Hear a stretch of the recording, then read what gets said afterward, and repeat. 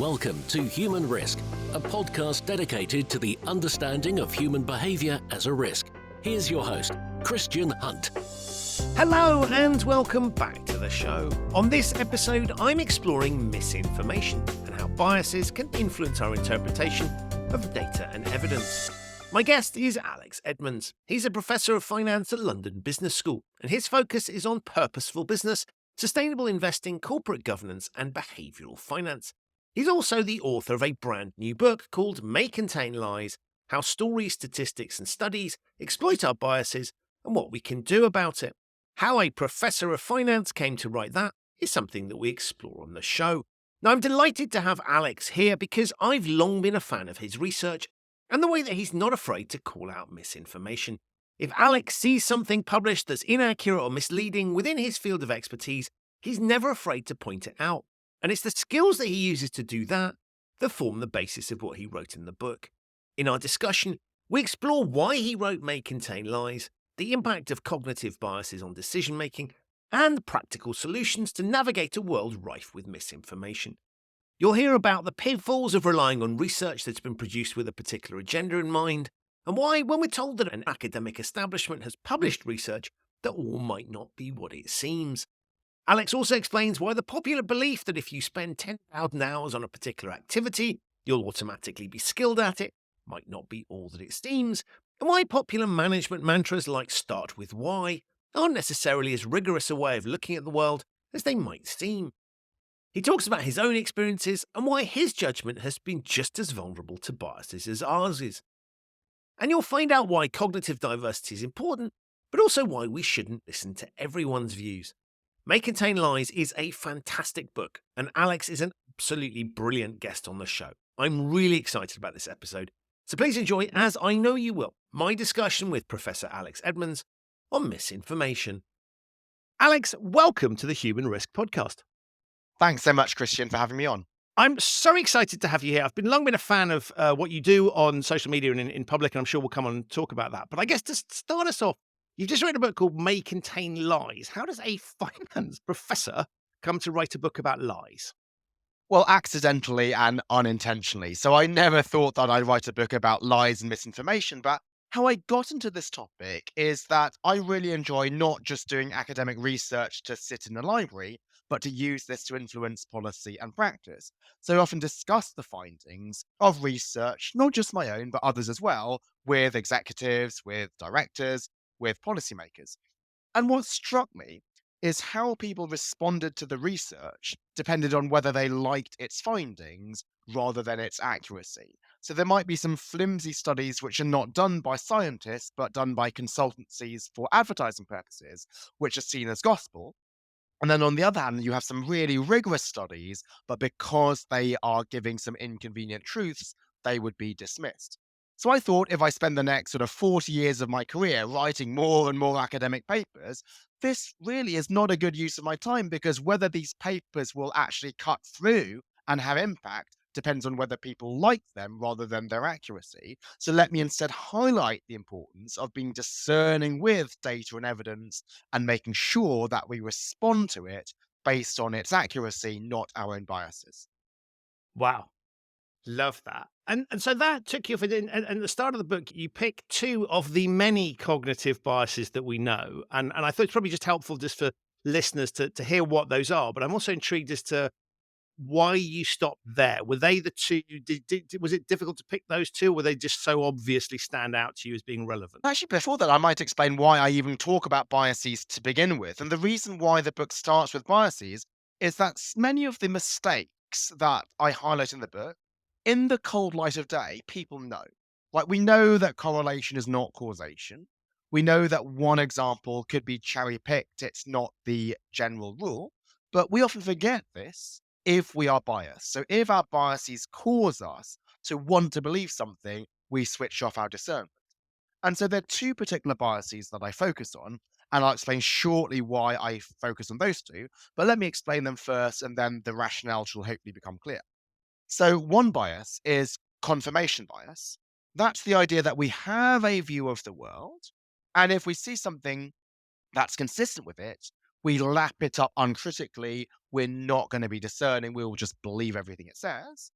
But then if we see a study which contradicts our worldview, we will try to pick it apart, or we might not even bother to read it.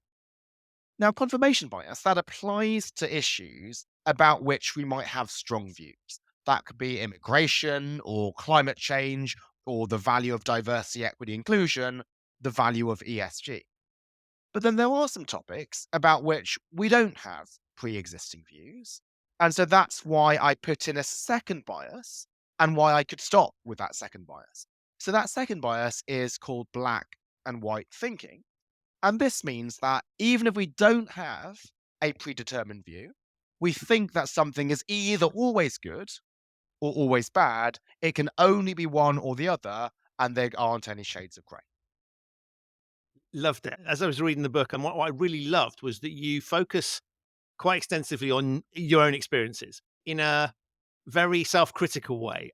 I'm assuming that was important to you. One, because you want to level with people, so this is as much about you as it is the reader, and you're perfectly willing to go there. But secondly, I guess it's those personal experiences that help drive your thinking around this subject. That's correct. And this is why I thought it was such an important topic for me to devote 2 years of my life to writing a book. Is that for me, despite being a professor of finance who should understand data and statistics, in some cases, my own biases led me to be misled. And so I thought, given that I would learn from reading a book like this, hopefully the general public would as well. And so that's why I decided to embark on this project a couple of years ago. And I love there's a story you tell in the book about your own early career planning, which I'd love if you could tell again, because it was an incredibly human thing.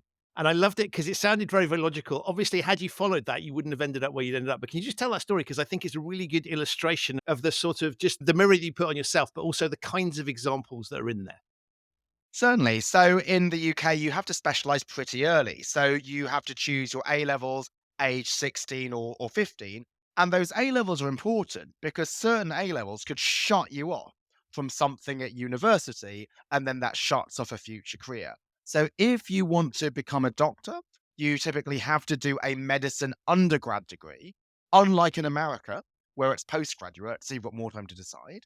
And if you want to do a medicine undergrad degree, you have to do chemistry A level. So at the age of 15 or 16, you need to know what you want to do, perhaps for the rest of your life. Which is insane, right?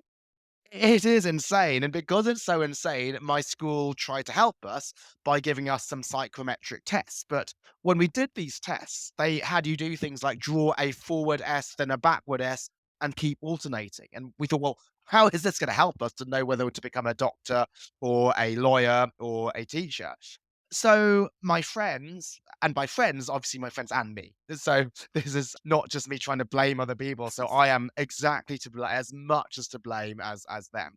We decided to take matters in our own hands, and we looked at the Sunday Times rich list. So being young and naive, our only measure of success was wealth. So given I ended up as a poor finance professor, obviously my views have changed since then. But back then, that's how we defined success. And what we thought was that we could look at what these successful people did in order to get to their careers. And then we thought, well, if we were to follow the same footsteps as them, then we would also become successful. And then, not surprisingly, a lot of them became successful through starting their own business. But what is the problem here? The problem is we had a selected sample. So these people had become successful through starting their own business, but does that mean that starting your own business leads to success? No, there could be thousands of other people who started their own business and failed, but they would never get into the Sunday Times rich list because it's only I the don't success know. stories that are there. And so this is important because we often love to learn from success stories. There's so many best-selling books we might get onto later, even some business school case studies, which will give you the examples of some really great success stories. But this doesn't tell you what drives success. There could have been others who followed the supposed secret source, and yet they failed. And I just love that because it's such a human thing, and it resonated with me because I think my school made us do something similar, which is kind of, "We better work this out early on because it really matters." And it was sort of crap analysis, and I think both experience, but also if I look back, thinking back, to your point around the exercise itself, I mean, it's just flawed. And yet, so much of the advice that we get nowadays, which is exactly the point of the book, so much of it is this: if you just follow this path, that's it. Now, that would be great if the path that was outlined was actually one that was backed up by some data, and it's not. And I think one of the things I love in the book is you tackle, people like Simon Sinek, who have lots of simple advice, and their books are written with a sort of simple premise behind them. And so this stuff is prevalent. And so what I loved about that example is that takes us into that we can all see all around us is these examples. There's so much of this out there. You just go to a bookstore and you look at the business books, or go onto LinkedIn, God forbid, and you'll see a load more of these things. So that thinking that you've outlined there, that is genuinely prevalent across the piece. We can that's a much broader read across. Unfortunately, it is. And when something seems too good to be true, it probably is. So, if you were to read these best selling books, success is so easy. We need to just wake up at 5 a.m. every day, or find a why, or have a purpose, or avoid digital distraction. But things are much more complex than that. And this is what I wanted to highlight in the book is that these simple claims are actually much weaker than they might think. And you might think that it's quite difficult then to apply the findings of the book because I'm saying we need to be discerning, we need to check, and isn't this dragging our life down, making our life more difficult? It's in fact the opposite because the conclusions of these books are rather prescriptive. You need to do X, Y, Z to become successful. You need to spend 10,000 hours practicing something if you believe Malcolm Gladwell. If indeed the research is more flimsy, then we can live more freely. We don't need to follow these prescriptions of these books. And so the goal of my book is not to enslave the reader to think, oh, I need to check every single thing and I need to live my life like a statistician. No, it's to allow you to live more freely.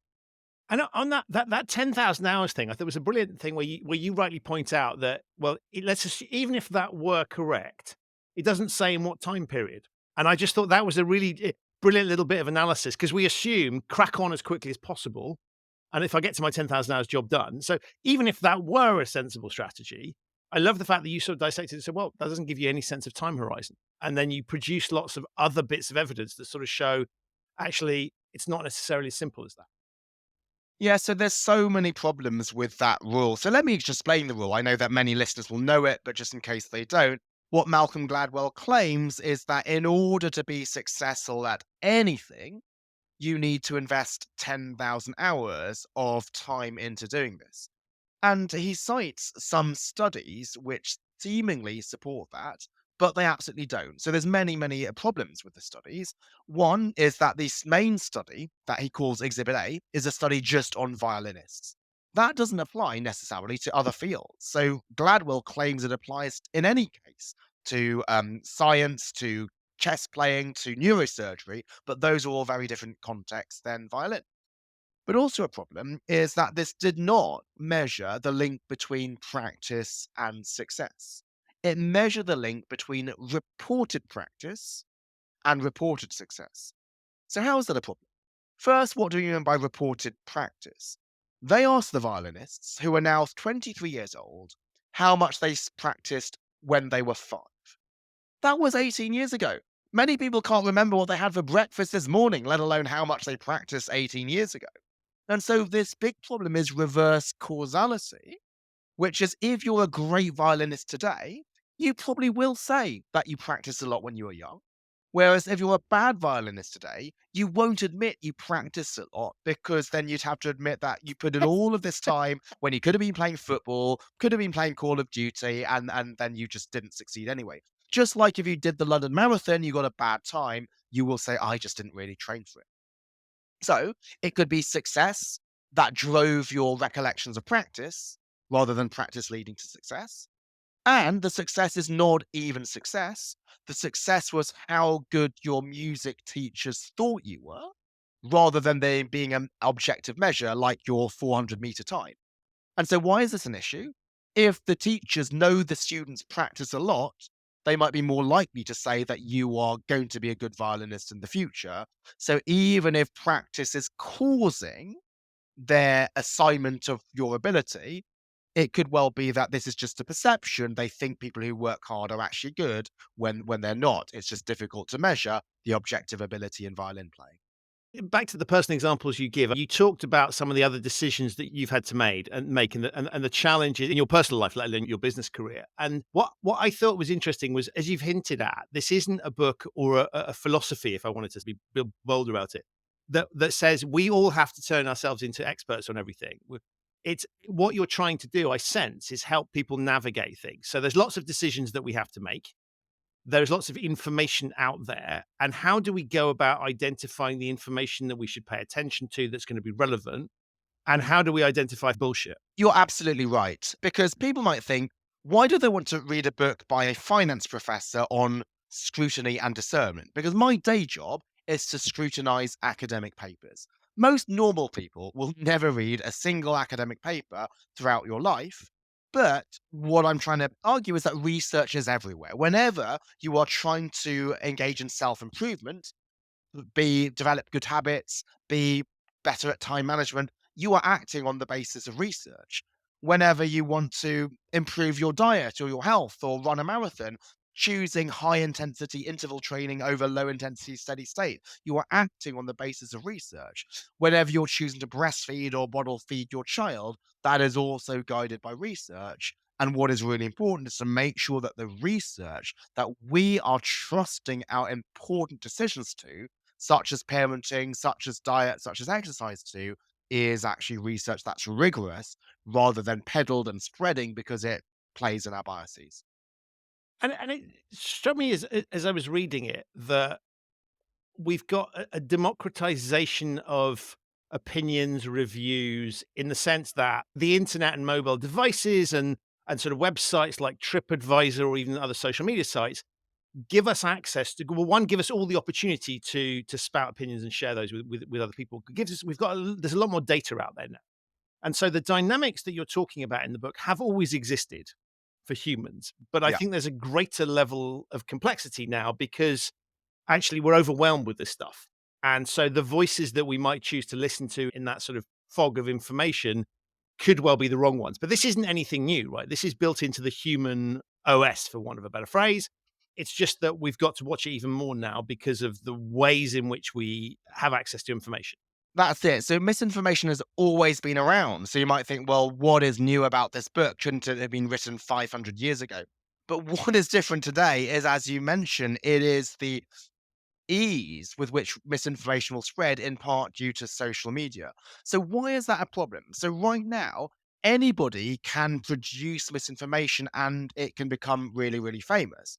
Before, you had to be an expert to write into the Encyclopedia Britannica. We knew what the trusted sources were, we would go to them, and only certain people can contribute.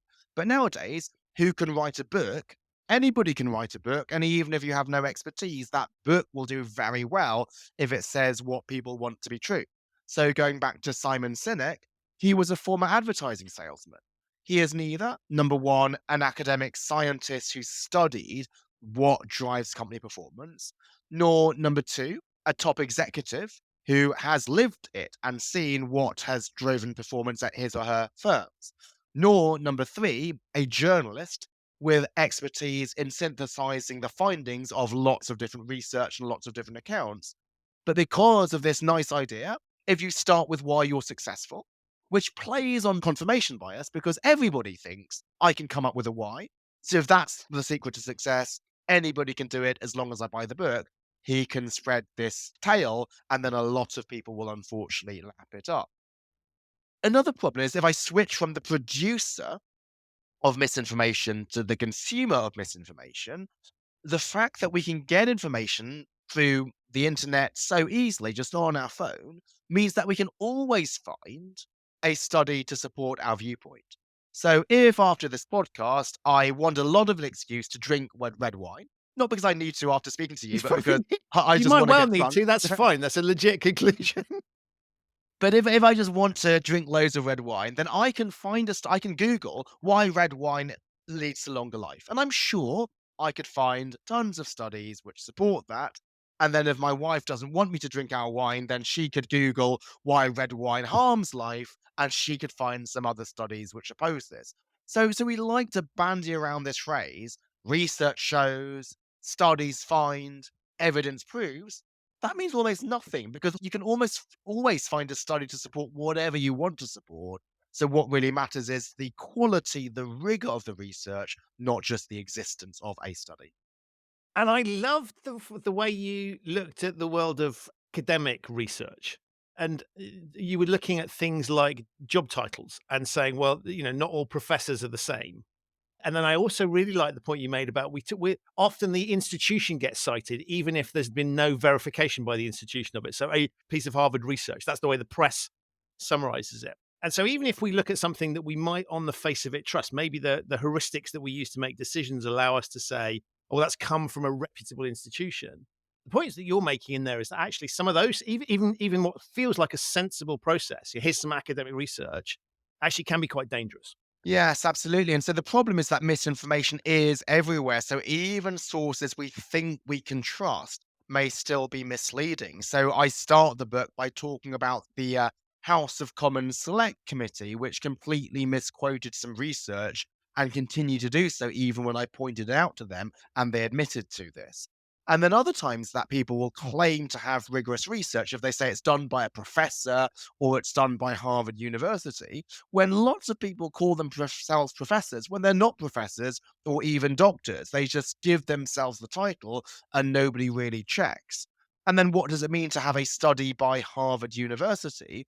All it means is it's done by somebody with the loosest affiliation to Harvard. It could be a student writing a master's thesis. So Harvard University does not release studies.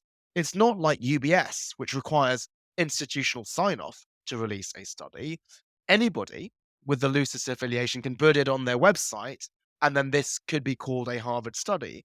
So what I'm trying to do is to highlight to the reader what do these things actually mean and how to check it, because otherwise people can claim the mantle of scientific rigor, and then even a discerning reader who thinks, "Let me make sure that it's done by somebody with credentials," might be duped because they might infer some credibility when these titles and these affiliations don't actually mean that much. And the key focus of the book, which is one of the reasons I really liked it, was that you're not just pointing out the problem.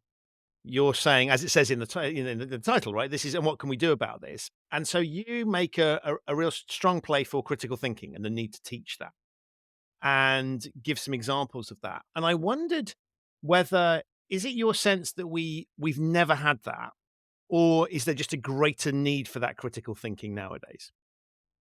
I think there's a greater need for it because often people might think critical thinking, particularly when it comes to data and evidence, is about knowing statistics. And that is only interesting if you want to use data in your career. So, only if you pursue maths A level because you want to have a quantitative career is this useful. But as I mentioned earlier, I think data is everywhere, right? Even if you want to do a completely different career, anybody who wants to know how to parent or improve their health or diet, you are acting on the basis of information. So, one thing I make a big pitch for is the importance of teaching statistical literacy. And I think this can be taught from a really early age. Now, you might think, well, that's crazy. How can statistics, which is age 16 and above, be taught to 5-year olds? But what I'm highlighting is that statistical literacy is as simple as highlighting how there can be alternative explanations for a particular result. Indeed, the difference between correlation and causation is that if there's only a correlation, it could be there's other explanations than one has caused the other. And kids already know that in a murder mystery, it's often not the most obvious suspect who committed the murder. And so similar things like that, and I give examples of a few brain teasers, those are things that we can give to kids as a young age. So statistical literacy is just about being questioning, it's just about being discerning. And so that I think is a useful skill in all walks of life. You've talked about data. One of the things that's interesting when you look at people like Jeff Bezos, who makes a big play about anecdotes and the importance of anecdotes to support data. What's your view on the balancing of those two things? Because clearly you want to have data that underpins it, but anecdote, so I've always used the sort of primitive analysis of data tells us what's happened. Anecdotes can sometimes tell us why. How do we balance those two things out there? Because a lot of the information that we received, and you mentioned this quite, tell a compelling story and you can win people over. even if that story isn't based on anything. And so we have this challenge that we're programmed to listen to stories. We quite like anecdotes and gossip and that kind of thing. So we're getting data through a source that might not be rubber. And yeah, anecdotes can often reveal things. Yeah, so I think what's really good is if these two things go hand in hand. So just one without the other is not going to be effective. So on the one hand, you have the Simon Sinek's of the world who only go by anecdotes. So that could be one single hand-picked example, the exception that does not prove the rule. And then, if you point a finger at somebody, three fingers point back at you. So the problem of my academic colleagues of the academic profession is we only go by data. We think if we can dazzle people by our regression coefficients, then people will be battered into submission and admit that we've proven our point. But people just don't remember regression coefficients and large data sets. Instead, they do remember stories. And so, what I think you should have is the story to get people to lean in and to think, well, this is interesting. And then the large scale study to back it up. And so that's the approach I try to take in the book. Every chapter leads with a story and then has some general evidence to back up that point. And how did you go about picking the stories that you put in there? And I've mentioned before that you picked some personal ones, but what I thought was interesting was that they really resonated. Now I know in your experience you'll have come across these things, but was it hard focusing on which ones you wanted, or did they stand out to you in as you were thinking about the subject? I think it wasn't too difficult to choose them because why I chose to write the particular chapters that I did was some of these personal experiences which led me to think that it was important. So it wasn't that I thought to write a chapter and I had no example to lead the chapter with. It was the idea that this is an important phenomenon that I myself didn't know. I think the reader needs to know, and why I thought the reader needed to know it is I'd seen many examples of it, and so I will then pick the example from some of those things that I'd seen. And you talk a lot about cognitive diversity and the importance of that and having different perspectives and opinions, and there are lots of techniques in there that reflect that. And it seems to me that in many cases, the structures that we've designed nowadays are there to shut that out. And you talk, for example, about meetings, and we've all been in meetings where there's been a dominant chair who's sort of or maybe it's even been pre-cooked outside the meeting. We get into the room, and then what's being discussed in the room is a sort of rubber stamping of the decision that's already been made. And in many cases, meetings are run with that purpose in mind. And I wonder, as you look at the sort of the structures that we have, and that might be political structures, it might be educational structures. I mean, it seems to me a lot of the things that we've relied on in the past and a lot of the way the world has been designed is almost shutting out some of these things. So if I look at some of the social structures that we have, whether that's, it's simple things like etiquette, for example, making people feel awkward, not fitting in. It seems to me that in many respects, we've designed a world that exacerbates some of the problems you've talked about. Absolutely. So why is it difficult to express a different viewpoint? Because of groupthink. And so what is groupthink? This is the temptation to stick with the status quo. Why? Because otherwise you're not seen as a team player. So if you are raising potential concerns, you're seen as, well, they have the phrase Debbie Downer, that you're somebody who's always pessimistic or you're just trying to derail the team. And I think this is incorrect because what this conflates is two things. It's the destination and the journey or how to get there. It can be that you share everybody's goal of the destination, trying to be the best possible company. And the reason why you're trying to find concerns and raise concerns about the strategy is not because you want to torpedo the company, but it's because you think that there's a better way to get there. And often people think, well, if you're raising concerns, then you have some bad motives. Are you trying to make that other person look bad? They will try to impugn the most nefarious motives.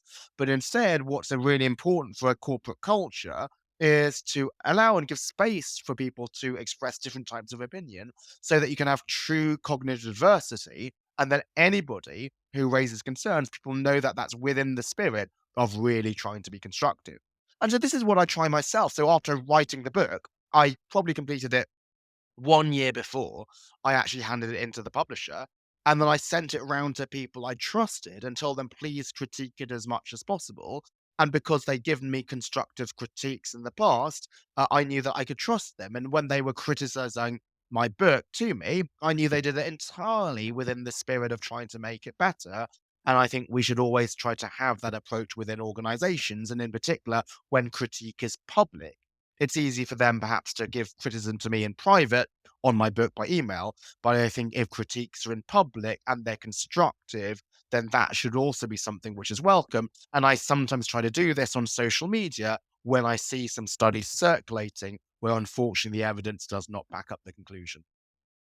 And of course, what a lot of what you're pointing at there is people's egos, and we can see that there are lots of personal vested interests that would be challenged by what you're proposing. And so, if I thought one about the way certain senior leaders operate, but also there are certain business models. I mean, consultants are a good example. You raised them in the book that have a vested interest in the world not being in the way that you'd like it to be. And I wondered what your thoughts on that, because I could imagine lots of people might read this and go, well, we don't want any more of his thinking.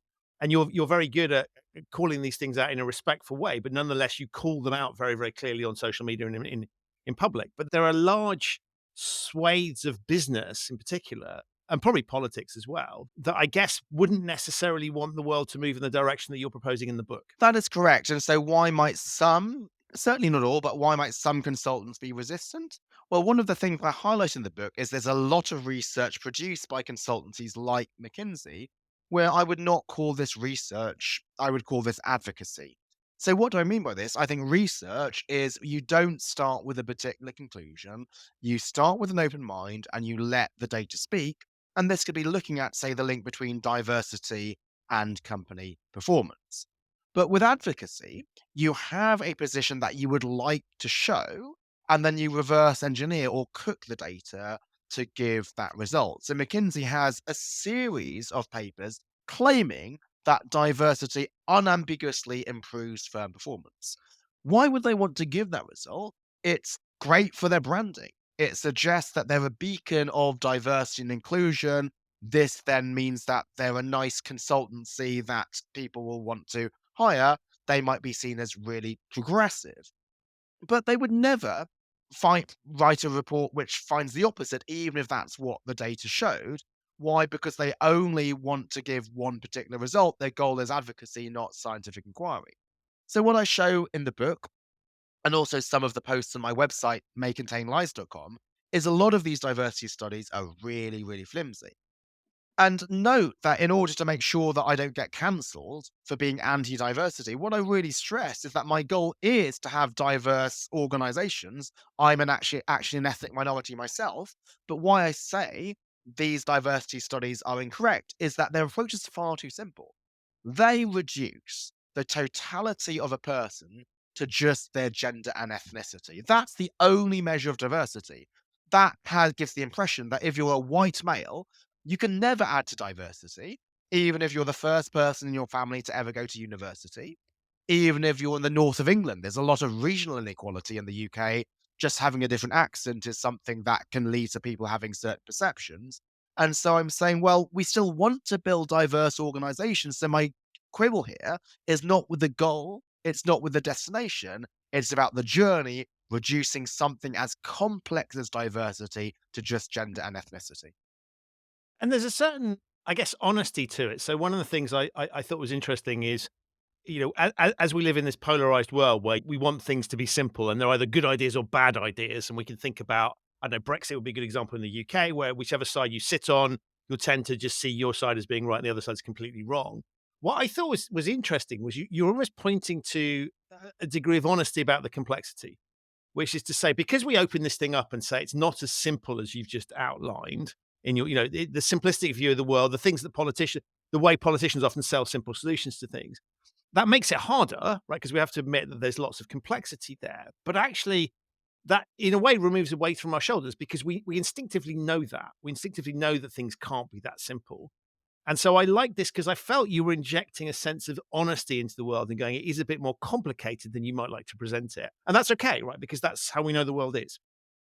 Absolutely, and I myself have sometimes not recognized that full complexity, and so by actually seeing the other side, I had a much richer view of these issues than I would have otherwise done. So in the Brexit referendum, I was a very strong Remainer. I like to think that this is a completely open and shut case. Anybody who was a Brexiter had to be xenophobic or just misunderstanding. But then I went to some Brexit talks and I realized that the supporters had some good arguments. Now, I didn't agree with every single conclusion that they reached, but I could at least see the logic behind the argument. And actually, on my post, my blog, I wrote a blog post, The Case for Brexit.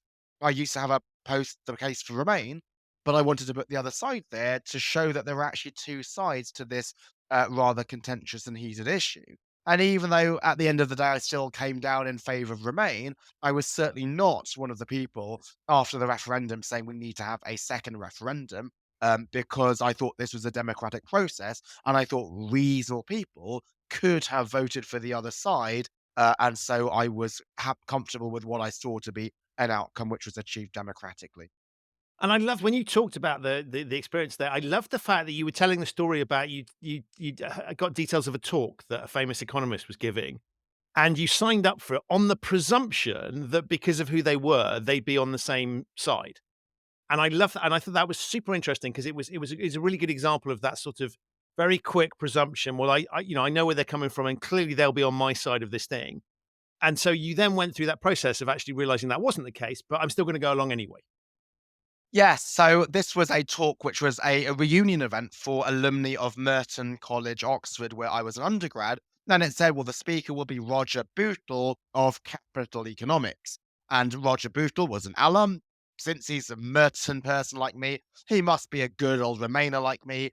If he's from Capital Economics, he must be based in cosmopolitan London and understand the value of ties with the European Union and immigration.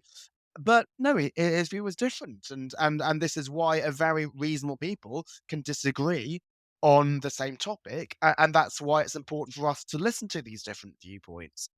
Even if 90% of what they say is wrong, in your view, maybe 10% is right, and you come away smarter than what you knew beforehand. Had I just gone to more and more Remainer talks, I wouldn't have learned anything because they were just giving the arguments that I knew anyway. So actually, by stepping over to the other side and viewing these issues as not black and white, we can have a much richer view of the world and be much more informed.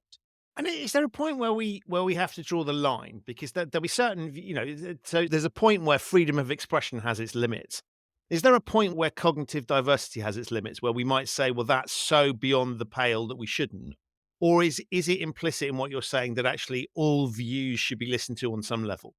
I think one thing which it matters is the motivation for people to express their viewpoint. So if this is just to get famous, or if it is to say something controversial because it's a conspiracy theory and then you'll get noticed, then I wouldn't pay much attention to this. So you want to look at what their motivation is and also their credentials and expertise on the topic. So this guy, Roger Bootle, was an economist, and so he would have used economic analysis to support his Brexit case.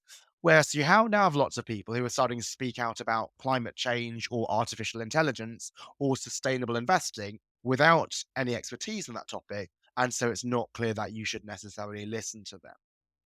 Also, I think this applies to having discussions with other people. So sometimes on LinkedIn, it might be that somebody disagrees with me, and I welcome that. And then I might just explain back to them my viewpoint and why, how to address their particular pushback. But I once heard this phrase that before you get into a debate with somebody, ask yourself whether they have the intellectual maturity to even consider the concept of a different viewpoint. While that might seem to be something which seems somewhat intellectually superior, so do they have the intellectual honesty? I do think it's useful because sometimes, no matter how much you'll argue with somebody else, they're not going to be listening because they have some strong ideology. So often, if I look at the tone at which some people will express some counter arguments, sometimes it's not worth it to engage with certain people. This is not necessarily a good use of time, and so you can move on. I mean, it's interesting, right? Because so in essence, what you're saying is I'm coming willing to have at least part of my mind changed, or even the whole thing, I guess. But there's room to move, and so I guess what you're saying is I'm going to engage with people who are approaching it in the same spirit. Absolutely, yes, and so, this will not be everybody, and so, rather than trying to hope that you can, quote, "convert everybody," that's not realistic. I would just focus your time on the people who are coming into with the same spirit, and then you can learn from them, as well as sometimes it might be that you end up persuading them to around to your viewpoint. You mentioned, well, you didn't use this phrase, but sort of charlatans and people that are up to no good and doing things for nefarious reasons. One of the things that occurred to me as I was reading the book was that it's not designed for this, but clearly there's an element, and I think it's unavoidable, that you could read this book and use this as a guide for how to manipulate people. Is that something that was on your mind as you were writing it? I'm not saying you deliberately set out to do that. Clearly, that's not the objective, but you could sort of reverse engineer this in some cases. Well, out of all the podcasts that I've done on this book, I've never even get posed this question. I think it's a great one, and I not thought of it previously. But yes, given that it tells you how to address misinformation, in order to show the cure, I have to highlight the disease to begin with, and this gives people the opportunity to use to given I highlight the biases, people can then exploit them in order to spread misinformation. And in fact, my proposed early title of the book was Mastering Misinformation, as in mastering misinformation to overcome it. But then the publisher said this is ambiguous because mastering misinformation might be a master of spreading misinformation. And you're absolutely right. It could well be that somebody can use this book and think, okay, he's highlighted the biases that cause people to fall for misinformation. Let me make sure that when I present my misinformation, I am clicking on those particular biases. But hopefully, enough other readers will have seen the antidote. So even if some people use this for the unintended consequence, then there'll be enough people who are able to notice that. And I guess it's unavoidable, right? You have to reveal enough of these things so that people can have that awareness. And so you've got to open the box up. And so to a certain extent, that is going to happen. And to be absolutely clear, I wasn't kind of reading go, oh, this is very useful. I think you'd have to do quite a lot of work to get to that point. And there are probably other, if that's your objective, there are probably better books to read that are directly structured in that space. But I think it's, is interesting because you are exposing as I looked at those techniques, and I don't want to say that all advertisers are up to no good, but it did occur to me that as I was thinking, well, who sort of does do this? There are politicians, there are advertisers, there are lots of people whose uh, I guess sort of whose success would be measured by doing exactly that. And so as I was reading it, I thought, it's interesting when we're in this world, we've got a lot of people who are deliberately setting out to press these buttons. There are, and this is because you can become really famous but by doing this. If you are releasing a study or writing a book which exploits people's biases, they can go viral. And again, let me use the same analogy. If you point your finger at somebody, then three fingers point back at you. And this has become a problem with the academic profession. So in the past, academics just sat in their academic wilderness writing papers for each other. But now, if you write some famous papers, you can sell a lot of books and do some lucrative consulting. So the second most viewed TED talk of all time is Your Body Language Shapes How You Are by Amy Cuddy.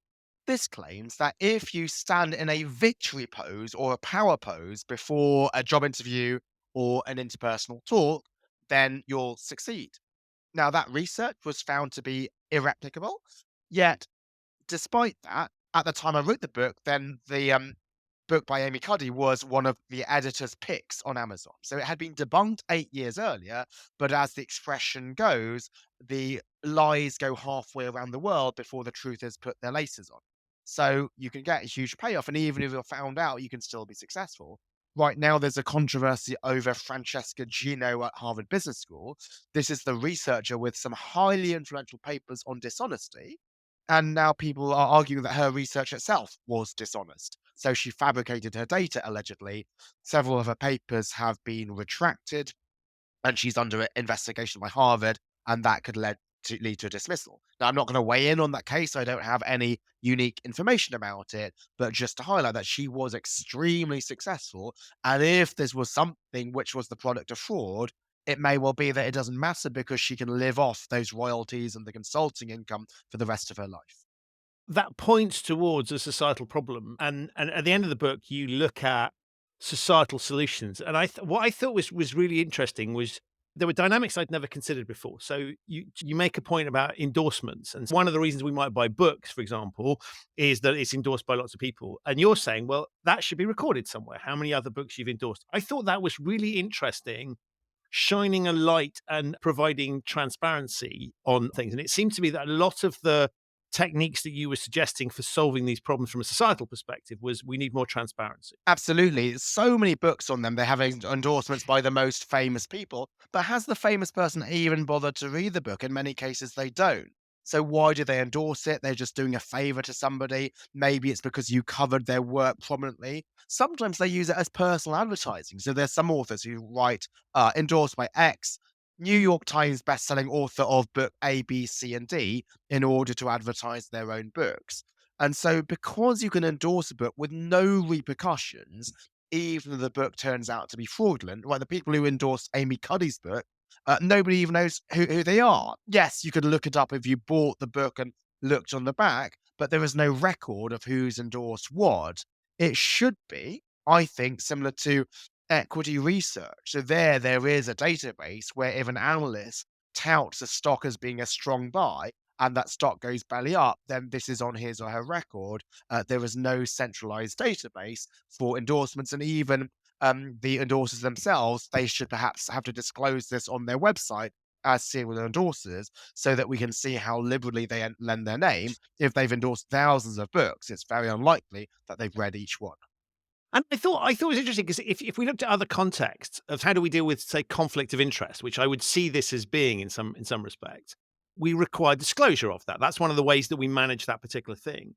And so it seemed to me that a lot of the techniques that you were suggesting is really around saying, well, we want more honesty. How do we get more honesty? We'll get people to talk about it. And so rather than having nebulous sources of things or people go, yeah, that wouldn't be obvious to someone in the moment who's impressed by whatever provenance or whatever recommendation that's there. We want to shine a light on all these things so we can see what is going on. And I quite like that because I just thought, well, that's just using a model that we use elsewhere, right? Which is sunlight is a great disinfectant. And so you're really exposing what's going on here and saying, actually, the way that we'll deal with this is you can't do this in secret anymore. And so if you do this, it will be publicly known. Absolutely. So what I'm highlighting is that the industry or the market for information, so called as books, academic papers, or whatever, that is so important for everybody's daily lives that it should be following the same best practices that we see in other sectors. So in other sectors, you see conflicts of interest. So that should be something which is prevalent here, perhaps in terms of endorsements. In other sectors, we see verification. So I can sleep soundly at night if my locks bear the British Standards Institute kite mark for what counts as a secure lock. Similarly, the peer review process is something which is really important for production of information. How is it that the likes of McKinsey can keep releasing study after study when it has not been vetted? This matters because the information that they publish is information that can lead people to take investment decisions and allocate their capital. And I guess we would traditionally have relied on gatekeepers. So we might think of publishing houses or media as well, at least there'll be some kind of scrutiny going on there. Of course, to the point that you've made earlier, with things like social media now, there's zero barrier to publication. And so this stuff is just out there. So assuming we were right to rely on the information gatekeepers of the past, and that's an interesting question. Nowadays, we really can't because those gatekeepers, particularly the ones that are just pretending to be platforms, where it's just flow through.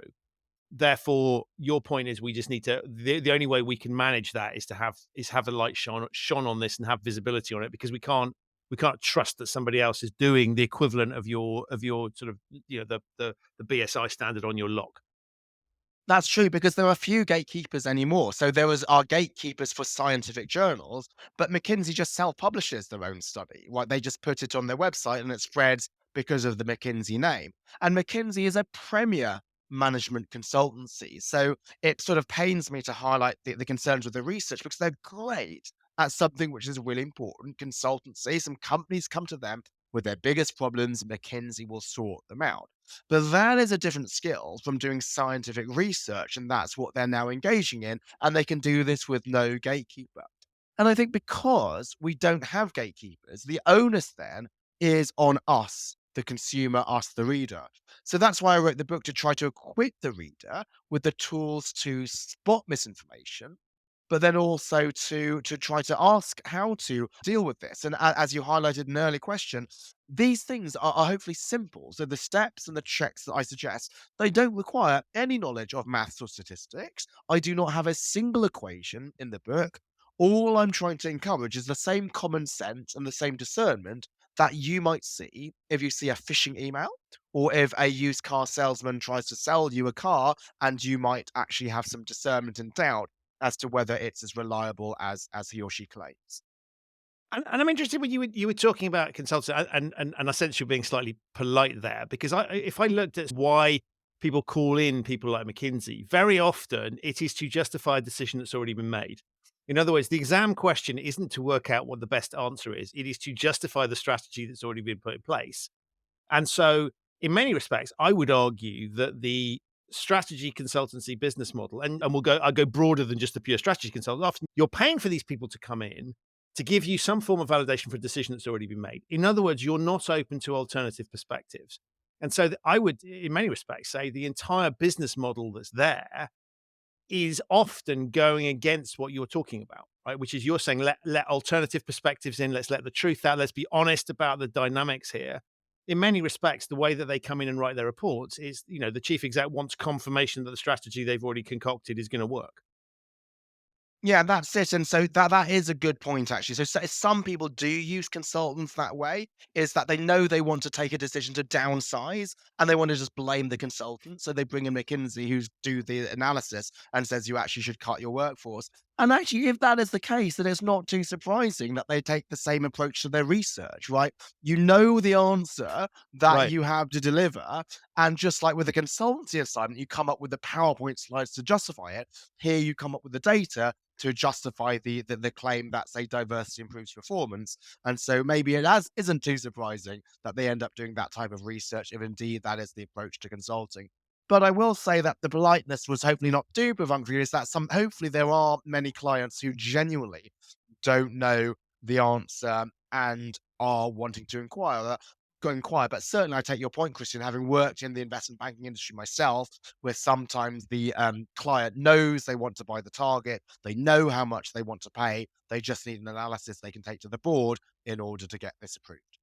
And speaking of your background, one of the things that resonated personally for me, you talked a little bit about the pitch process that investment banking goes through in order to get clients and that requirement to have league tables that justify why you should go with them. And so for people that haven't worked in the industry, the idea basically is you demonstrate to the client that they should be working because you know this space better than anyone else because you've done more than whatever.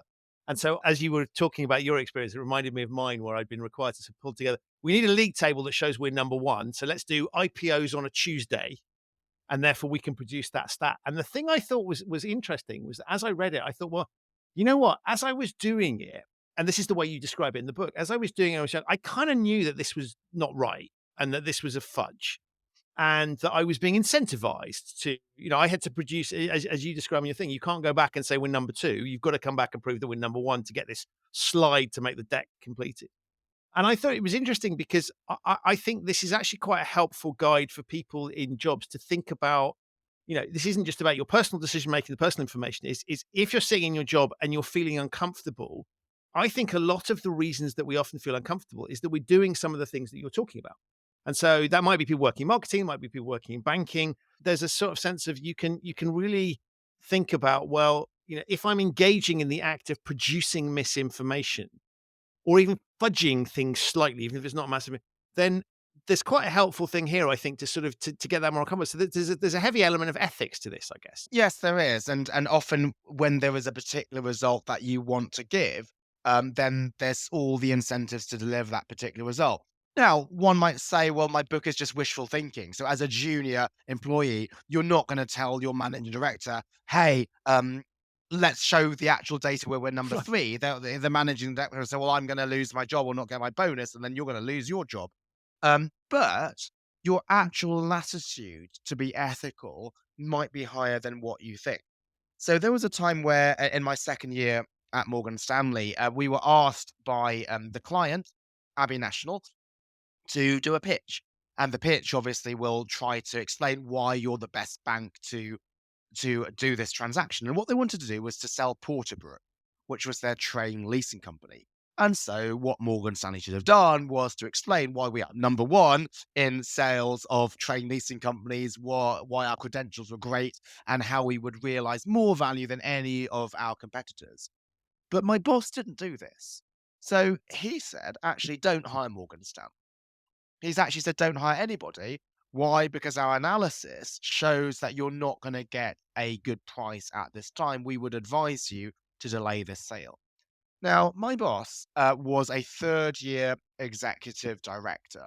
So he was up for managing director promotion. And so if there was ever a time to be short termist, it was now.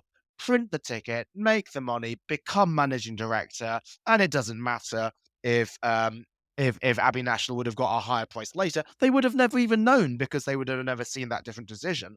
But he went with this. Actually, Abbey National took the advice, and then when a few years later Santander made the takeover bid for Abbey National, they just perhaps recognizing how trustworthy my boss was, gave Morgan Stanley the entire defense mandate.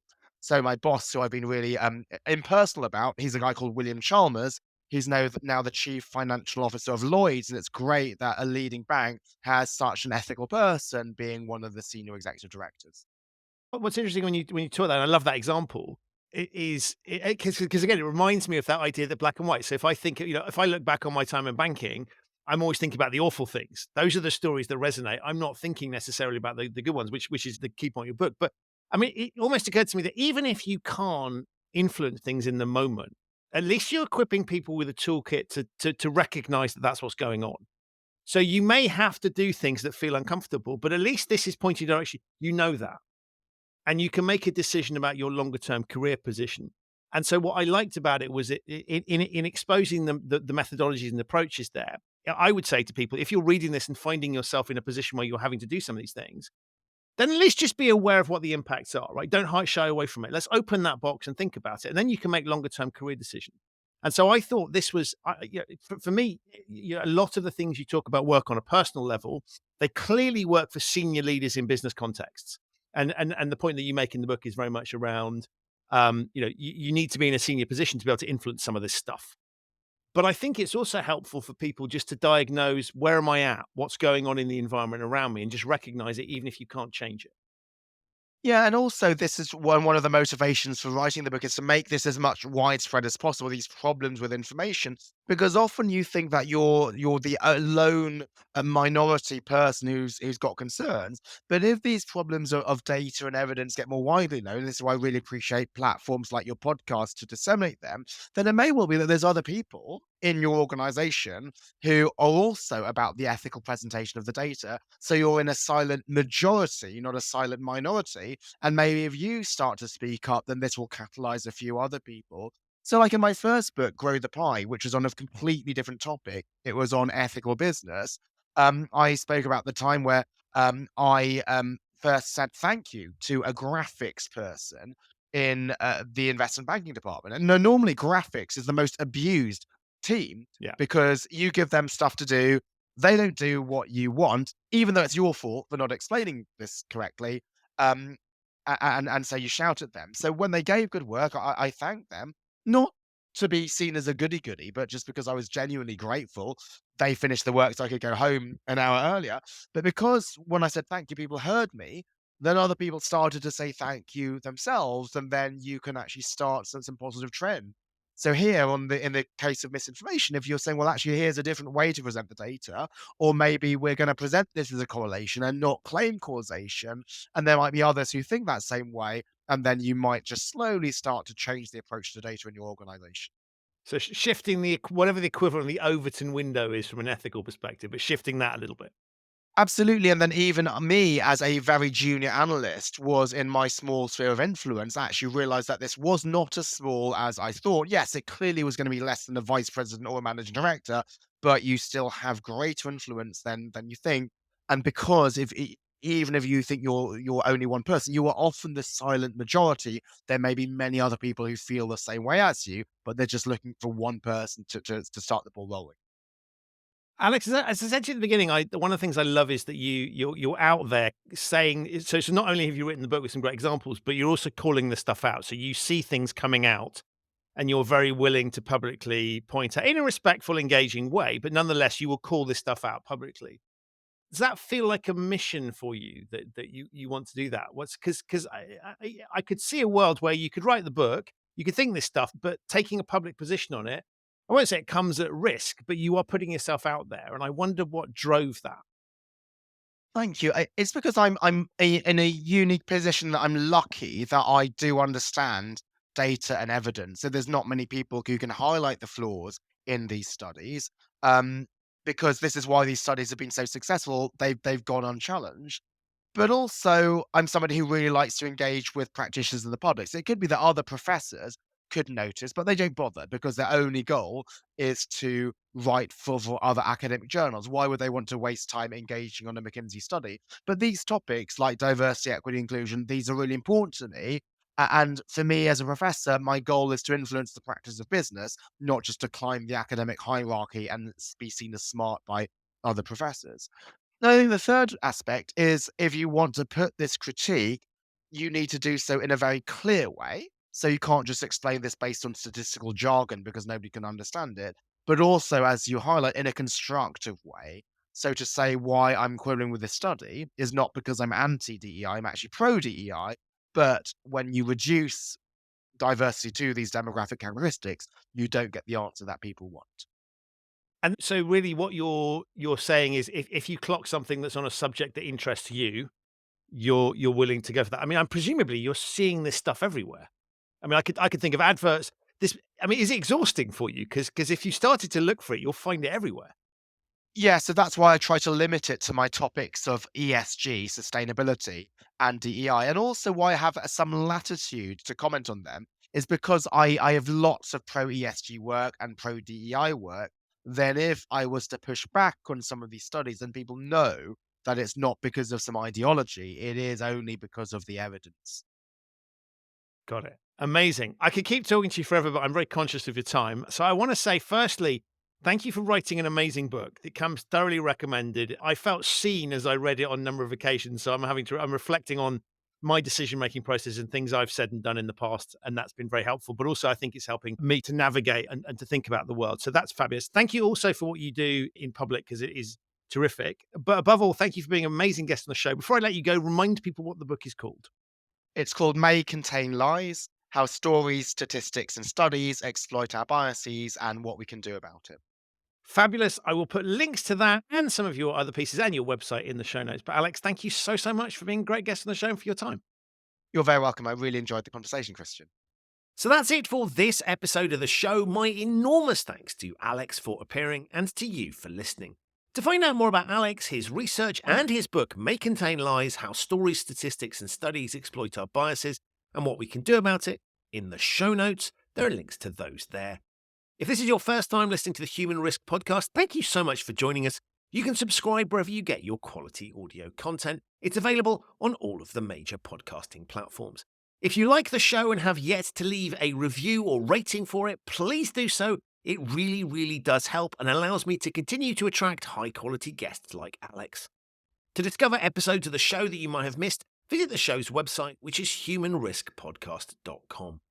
I will be back with another episode of this show very soon. But in the meantime, stay safe, look out for lies and misinformation, and thank you so much for listening.